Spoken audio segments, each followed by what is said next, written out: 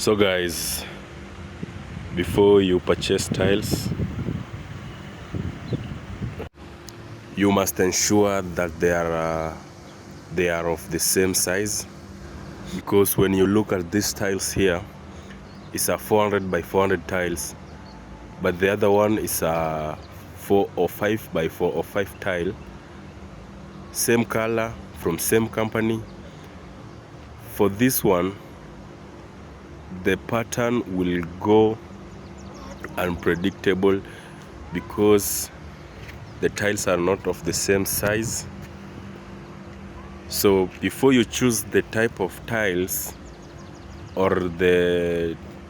type, the color, make sure that you choose the right company for your tiles to have